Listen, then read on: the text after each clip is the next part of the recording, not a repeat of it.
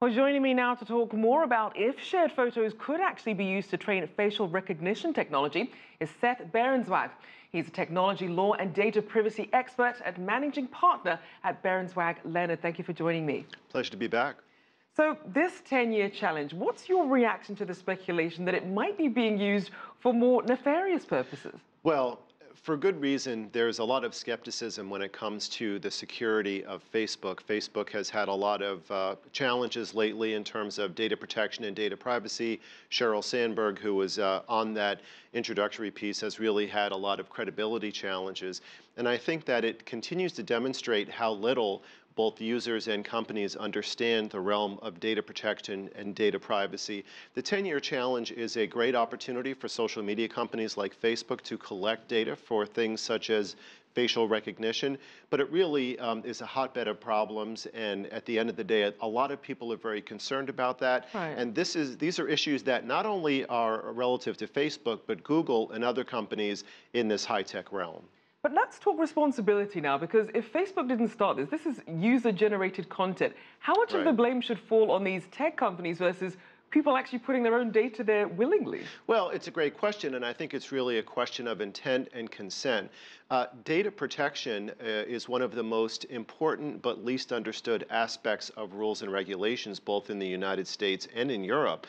And that kind of a lack of clarity is made even more difficult with the advent of more technology and different rules in the United States and in Europe. But a lot of those rules are being designed increasingly to protect the consumers. So, for example, when you talk about facial and data collection, there are states here in the United States that have biometric privacy statutes that are trying to protect people's privacy. Also in Europe, with the new GDPR regulations, there are things such as biometric collection of data where companies are getting in trouble. So people need to be wary, and they should be as careful as possible.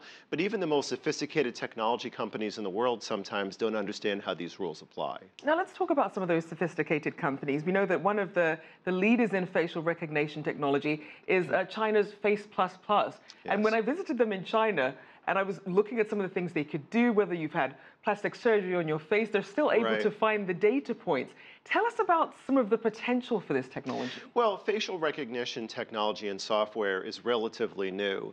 And you're right that companies in China have really been among the forefront of companies that are really using this in the artificial intelligence space.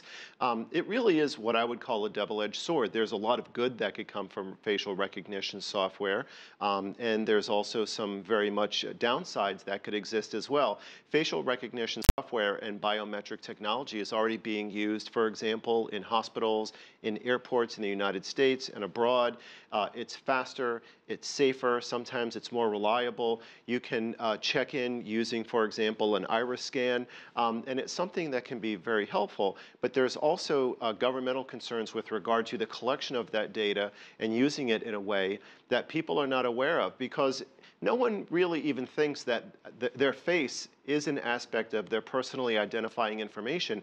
We can keep our social security numbers and our birth dates private, but when we go out in the world, we can't keep our face private. And there are times where there are people that have facial recognition software or using it on social media where they don't understand the implications. And sometimes those implications can be very serious. And we're certainly seeing this with this issue of deep fakes. Now, this is about how your face is being superimposed onto videos and images that are not you. Tell us a bit more about that and the sort of progress we're seeing in trying to combat that issue.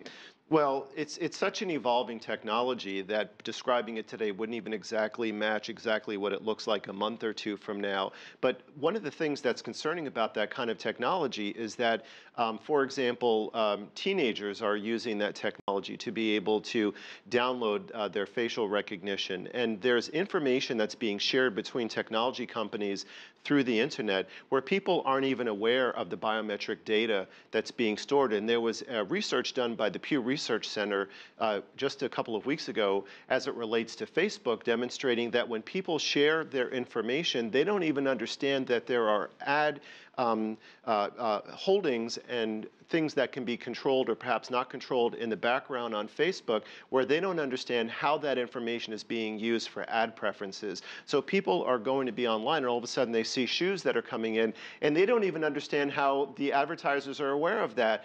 But companies like Facebook are sharing that personal data with third-party companies. They're cashing in on that, and there's a lot of revenue that's coming in, but consumers don't understand the dangers. So there's a lot of information out there that's being used and shared, and people need to be very careful as they go online on their daily use. Hopefully people heed your warning. Thank you so much. Seth Berenzweig there of law firm Berenzweig Leonard.